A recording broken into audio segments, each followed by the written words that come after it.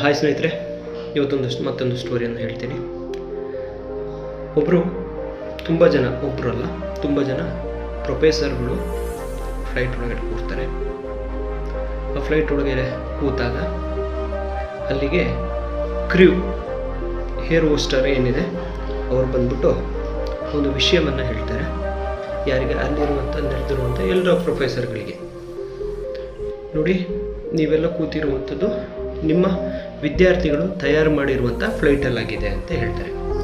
ಆ ಹೇಳಿದ ತಕ್ಷಣ ಬರೋರೆಲ್ಲರೂ ಅಲ್ಲಿಂದ ಇಳಿದ್ಬಿಟ್ಟು ಓಡೋಗ್ತಾರೆ. ಆದರೆ ಒಬ್ಬರು ಮಾತ್ರ ಕೂತಿರ್ತಾರೆ ಆ ಫ್ಲೈಟ್ ಒಳಗಡೆ. ಅದು ಯಾರಾಗಿರ್ತಾರೆ ಅಂದರೆ ಪ್ರಿನ್ಸಿಪಲ್ ಆಗಿರ್ತಾರೆ.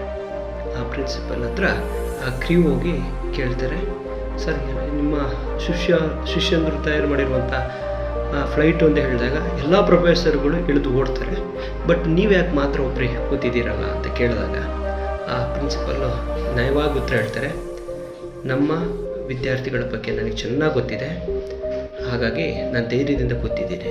ಏನು ಗೊತ್ತಿದೆ ಆಗಿದ್ದರೆ? ಏನು ನಿಮ್ಗೇನು ಭಯನಿಲ್ವಾ? ಇಲ್ಲ, ಯಾಕೆಂದರೆ ಈ ಫ್ಲೈಟೇ ಸ್ಟಾರ್ಟ್ ಆಗಲ್ಲ. So thank you so much. ಇಷ್ಟ ಆಗಿದೆ ಶೇರ್ ಮಾಡಿ, ಕಮೆಂಟ್ ಮಾಡಿ ತಿಳಿಸ್ತಾ. ನಮಸ್ತೆ.